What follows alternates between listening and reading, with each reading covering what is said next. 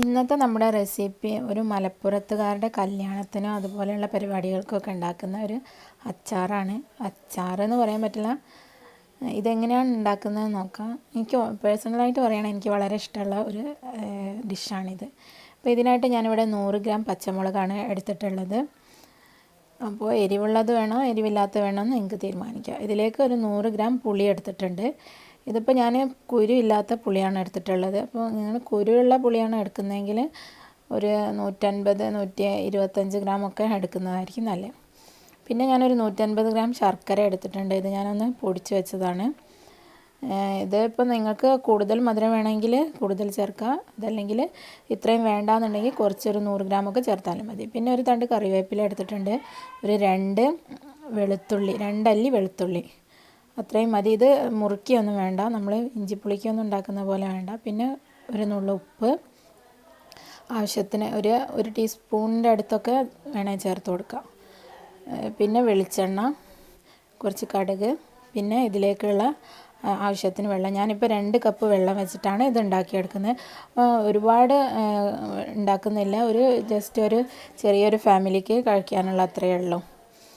അപ്പോൾ നമുക്ക് ഈ പുളി ഒന്ന് പിഴിഞ്ഞെടുക്കണം. അതിനായിട്ട് ഞാൻ ഇതൊരു പാത്രത്തിലേക്ക് ഒന്ന് കഴുകിയിട്ട് ഒരു പാത്രത്തിലേക്ക് മാറ്റിയതാണിത്. ഇതിലേക്ക് നമ്മൾ എടുത്തു വെച്ചിട്ടുള്ളത് 1/2 ലിറ്റർ വെള്ളമാണ്. അതിൽ നിന്ന് പകുതി ഇതിനകത്തേക്ക് ചേർത്ത് കൊടുക്കുകയാണ്. ഇനി ഇതൊന്ന് തിളപ്പിച്ചെടുക്കുമ്പോൾ നമുക്ക് പെട്ടെന്ന് ഇതായിട്ട് കിട്ടും. അതിലെ ചാറ് നമുക്ക് പിഴിഞ്ഞെടുക്കാനായിട്ട് പറ്റും. അപ്പോൾ ഞാനിപ്പോൾ ഇന്നൊരു 1/4 ഭാഗത്തോളം ശർക്കര ഇതിനകത്ത് ചേർത്തിട്ടുണ്ട്.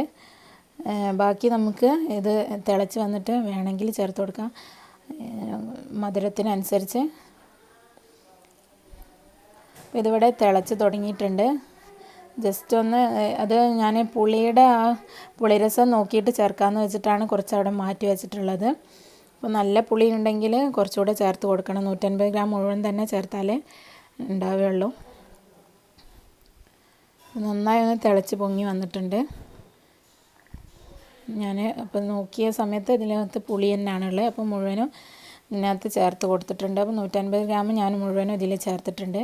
നിങ്ങൾക്ക് ഇത്രയും മധുരം പിന്നെ പുളിയുടെ രസമാണ് കൂടുതൽ ഇഷ്ടം എന്നുണ്ടെങ്കിൽ ശർക്കര കുറച്ചിട്ട് ചേർത്താൽ മതി. അതെല്ലാം കുറച്ചുകൂടെ മധുരം വേണമെങ്കിൽ കൂടുതൽ ചേർത്ത് കൊടുക്കാം കേട്ടോ.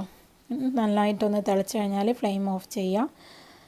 അതിനുശേഷം നമുക്ക് ബാക്കിയുള്ള വെള്ളം കൂടെ ഇതിനകത്തേക്ക് ചേർത്ത് ഇതിനകത്തുള്ള ചാറ് മുഴുവനായിട്ടും ഒന്ന് പിഴിഞ്ഞെടുക്കണം. ഒരു അരിപ്പയിലൂടെ ഒന്ന് അരിച്ചെടുത്താൽ മതി. നമുക്ക് ഇതിലുള്ള ചണ്ടിയൊക്കെ ഒന്ന് മാറ്റിയിട്ട് എടുക്കാൻ പറ്റും.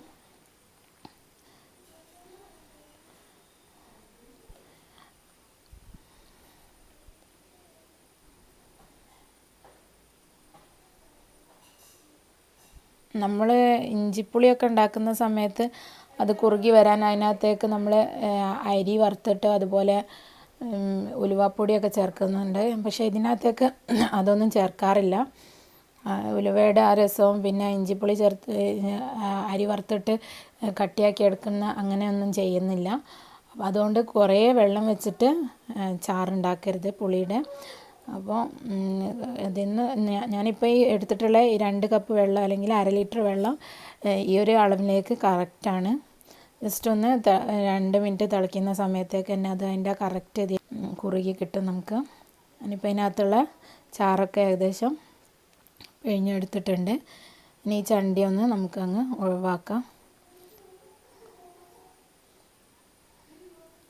അഥവാ നിങ്ങൾ പുളി പിഴിഞ്ഞതിന് ശേഷം അതിൽ പിന്നെയും ചാറുണ്ടെന്ന് തോന്നുകയാണെങ്കിൽ ഒരല്പം കൂടെ വെള്ളം ചേർത്ത് ഒന്നുകൂടെ വേണമെങ്കിൽ പിഴിഞ്ഞെടുക്കാം. അധികം ചേർക്കാത്തതാണ് നല്ലത്.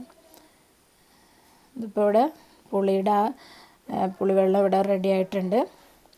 നമുക്ക് നമ്മുടെ മുളകച്ചാർ ഉണ്ടാക്കിയെടുക്കാം. അതിനായിട്ട് ഞാനിപ്പോൾ ഒരു കടായിയാണ് വെച്ചിട്ടുള്ളത്. ഇത് ചൂടായി വരുമ്പോൾ ഒരല്പം വെളിച്ചെണ്ണ ഒഴിച്ച് കൊടുക്കുക. ഒരു 1-2 ടേബിൾ സ്പൂൺ വെളിച്ചെണ്ണ, അധികം വേണ്ട. അതിനകത്തേക്ക് കുറച്ച് കടുകിട്ട് കൊടുക്കാം. ഈ കടുകിട്ട് വറുക്കുന്നത് അധികം അങ്ങനെ ഇതിൽ ചെയ്യാറില്ല. ഇതിപ്പോൾ ഞാൻ ഒന്നുകൂടെ ഒന്ന് ടേസ്റ്റ് ആവാൻ വേണ്ടിയിട്ട് ചെയ്യാണ്. നിർബന്ധമില്ല ഈ കടുക് പൊട്ടിക്കുന്നത്, വേണമെങ്കിൽ ചെയ്താൽ മതി. അല്ല കടുക് വേണമെങ്കിൽ ഒഴിവാക്കിയിട്ട് ഡയറക്റ്റായിട്ട് അതിനകത്തേക്ക് വെളുത്തുള്ളിയും മുളകും ചേർത്തൊന്ന് വഴറ്റിയെടുത്താലും മതി. കറിവേപ്പിലയും വെളുത്തുള്ളിയും ചേർത്തിട്ടുണ്ട്. ജസ്റ്റ് ഒന്ന് മൂപ്പിച്ചെടുക്കാം. ഇനി പച്ചമുളകും കൂടെ ചേർത്തൊന്ന് ഈ പച്ചമുളകൊന്ന് ഫ്രൈ ആക്കി കൊടുക്കാം. ഒരു 2-3 മിനിറ്റ്. പച്ചമുളക് വെളിച്ചെണ്ണയിൽ ഇട്ട് കഴിയുമ്പോൾ ഒന്ന് പൊട്ടിത്തെറിക്കും കേട്ടോ. അപ്പോൾ അത് ശ്രദ്ധിക്കണം, കണ്ണിലേക്കൊന്നും തെറിക്കാതിരിക്കാൻ. ഫ്ലെയിം കുറച്ച് വെച്ചിട്ട് ചെയ്യാം. നല്ല ഫ്ലെയിമിലിട്ട് ചെയ്യുന്ന സമയത്ത് അതിനകത്തുള്ള വെള്ളം ഇങ്ങനെ പൊട്ടിത്തെറിക്കും. 2-3 മിനിറ്റ് ഒന്ന് ഇളക്കി കൊടുത്താൽ മതി. ഇനി ഇതിലേക്ക് നമ്മൾ എടുത്ത് വെച്ചിട്ടുള്ള ആ പുളിയുടെ ആ സത്ത് ചേർത്ത് കൊടുക്കാം.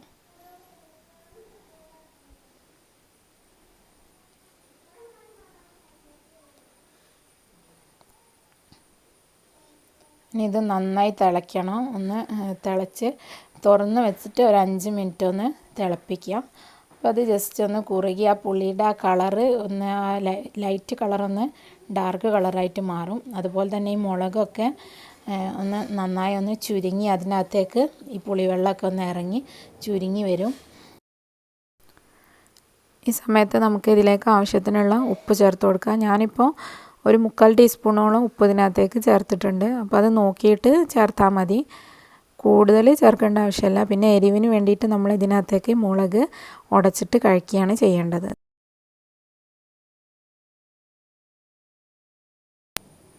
ഇപ്പോൾ അത് നന്നായി അങ്ങ് കുറുകി വന്നിട്ടുണ്ട്. ഞാൻ 5 മിനിറ്റ് തുറന്ന് വെച്ച് തിളപ്പിച്ചതാണ്.